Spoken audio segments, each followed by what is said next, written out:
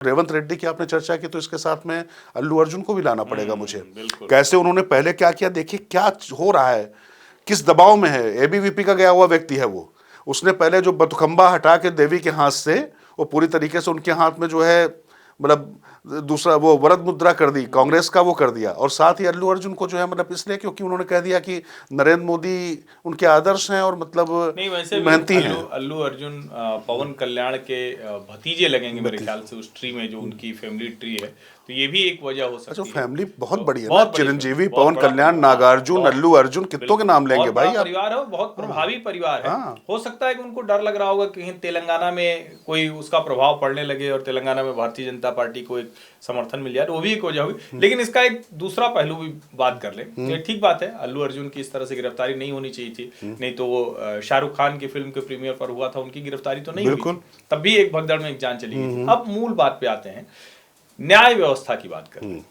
पहली बात तो क्या न्यायाधीश जिसने पहली गिरफ्तारी की बात की होगी उसको ये नहीं समझ में आया कि भैया भगदड़ हो गई तो उसमें उस अभिनेता का क्या दोष है, पुलिस प्रशासन से पूछना चाहिए था। और दूसरा, एक ही दिन में 6 घंटे के भीतर फिर जमानत मिल जाना, फिर प्रशासन रात भर नहीं जमानत देता है, तो ये भी देखने की बात है कि अल्लू अर्जुन तो इतने ताकतवर हैं, इतनी बड़ी पोजीशन पर हैं, उन्होंने ये कर लिया, सामान्य व्यक्ति क्या करता? कुछ नहीं करता वो इसकी भी बेचारा। चर्चा थोड़ी होनी चाहिए। बिल्कुल, यही तो दिक्कत है ना कि कुल मिला के संविधान पर जब चर्चा हो रही थी ना, तो इस पर बात होती कि भाई आपने न्याय संहिता बना दी, यहां तक तो ठीक है, लेकिन वाकई जो आम आदमी, जो गरीब आदमी है, उसको न्याय कैसे मुहैया हो पाए, सुलभ हो पाए, इस पर चर्चा करनी चाहिए थी। यही तो मैं कह रहा हूं, विपक्ष जो लैग कर रहा है इन सब मुद्दों पर ही बात करके, और तमाम ऐसे उदाहरण थे। आपने सिर्फ एक तुष्टीकरण की नीति के तहत कुछ सेलेक्टिव घटनाएं आपने दी।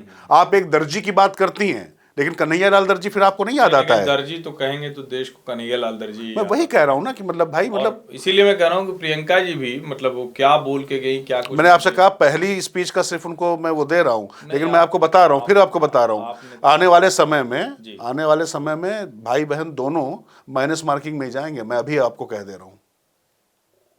आप बड़ी जल्दी मतलब नहीं, मैं चूंकि देख चुका हूं ना, रायबरेली अमेठी में सबको प्रचार करते देख चुका हूं, सबको बात करते देख चुका हूं। देखिए, एक बात समस्या यह है कि ये भारतीय जनता पार्टी की भी तमाम नेताओं के साथ दिक्कत हो गई है कि जो सत्ता में लगातार रह लिए हैं वो अपने आप को बिल्कुल राजपुत्र समझने लग गए हैं। लेकिन ये तो वाकई राजपुत्र है ना।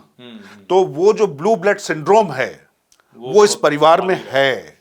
वरना आप बताइए ना, मोदी की तो आप बात जान दीजिए कि भारतीय वो लगातार संगठन की बैठक, अमित शाह मतलब ब्लॉक लेवल के अध्यक्ष के साथ में मीटिंग कर लेता है वो बंदा। मुलायम सिंह यादव थे, वो रोज मीटिंग करते रहते, सत्ता में रहे ना रहे।